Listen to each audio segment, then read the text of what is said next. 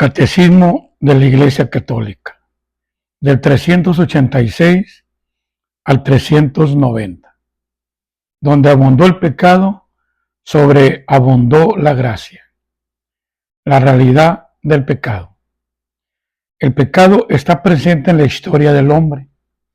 Sería vano intentar ignorarlo o dar a esta oscura realidad otros nombres. Para intentar comprenderlo, lo que es el pecado, es preciso, en primer lugar, reconocer el vínculo profundo del hombre con Dios, porque fuera de esta relación, el mal del pecado no es desenmascarado en su verdadera identidad y de rechazo y oposición a Dios, aunque continúe pesando sobre la vida del hombre y sobre la historia. La realidad del pecado, y más particularmente del pecado de los orígenes, solo se enclarece a la luz de la revelación divina. Sin el conocimiento que ésta nos da de Dios, no se puede reconocer claramente el pecado. Si se siente la tentación de explicarlo únicamente como un defecto de crecimiento, como una debilidad psicológica, un error, la consecuencia necesaria de una estructura social inadecuada, etc. Solo en el conocimiento del designio de Dios sobre el hombre se comprende que el pecado es un abuso de la libertad que Dios da a las personas creadas para que puedan amarle y amarse mutuamente. El pecado original, una verdadera esencia de la fe. Con el desarrollo de la revelación se va iluminando también la realidad del pecado.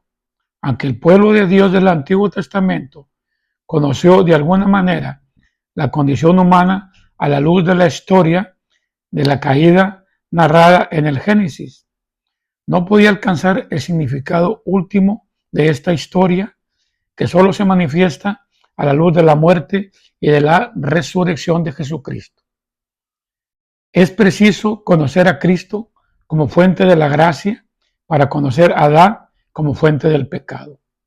El Espíritu Paráclito, enviado por Cristo resucitado, es quien vino a convencer al mundo en lo referente al pecado, revelado al que es su Redentor.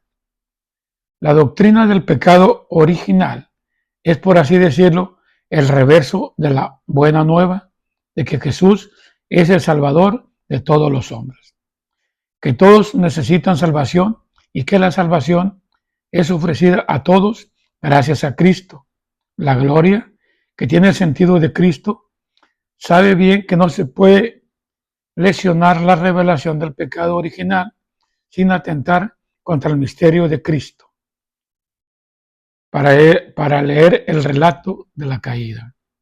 El relato de la caída utiliza un lenguaje hecho de imágenes, pero afirma un acontecimiento primordial, un hecho que tuvo lugar al comienzo de la historia del hombre.